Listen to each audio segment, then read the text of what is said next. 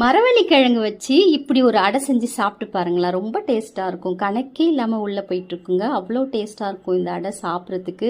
இதுக்கு சட்னி சாம்பார் எதுவுமே தேவையில்ல. இது வாங்க எப்படி செய்கிறதுன்னு பார்க்கலாம். 1.5 டம்ளர் புழுங்கலரிசி, 1/2 டம்ளர் பச்சரிசி, 1/2 டம்ளர் துவரம்பருப்பு, 1/4 டம்ளர் கடலைப்பருப்பு, இதையெல்லாம் நல்லா கழுவிட்டு நிறைய தண்ணி ஊற்றி ஊற வச்சுக்கலாம். இதில் ஒரு 6 வரமிளகாயும் சேர்த்து அப்படியே ஊற விட்டுடுங்க.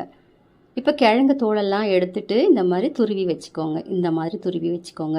இப்போ மிக்சி ஜாரில் ஊறின அரிசி சேர்த்துட்டு வரமிளகாய், 1 ஸ்பூன் சோம்பு சேர்த்து நல்லா அரைச்சிக்கலாம்.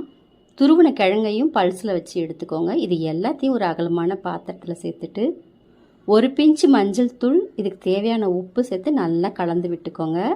இப்போ தாளிப்புக்கு கொஞ்சமாக எண்ணெய் ஊற்றிட்டு கடுகு, உளுத்தம்பருப்பு, கொஞ்சமாக வெங்காயம், கருவேப்பிலை போட்டு தாளிச்சிட்டு தாளிப்பு சேர்த்து நல்லா கலந்து விட்டுட்டு இப்போ நல்லா அடை சுட்டுடுங்க. அடையை சுட்டு நல்லா கொஞ்சம் எண்ணெய் கொஞ்சம் நிறைய தான் இதுக்கு ஆகும்.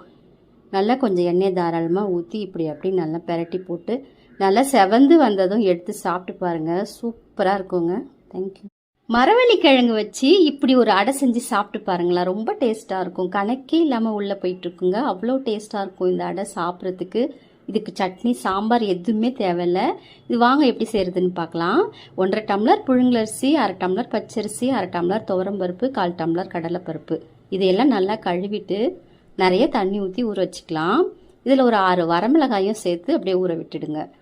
இப்போ கிழங்கு தோலெல்லாம் எடுத்துட்டு இந்த மாதிரி துருவி வச்சுக்கோங்க. இந்த மாதிரி துருவி வச்சுக்கோங்க.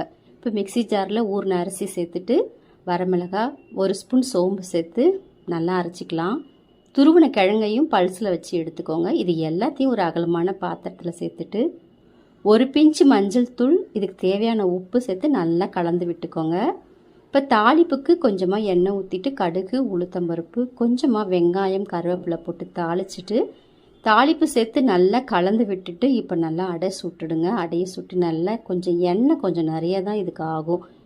நல்லா கொஞ்சம் எண்ணெய் தாராளமாக ஊற்றி இப்படி அப்படி நல்லா பெரட்டி போட்டு நல்லா செவந்து வந்ததும் எடுத்து சாப்பிட்டு பாருங்கள். சூப்பராக இருக்குங்க. தேங்க்யூ.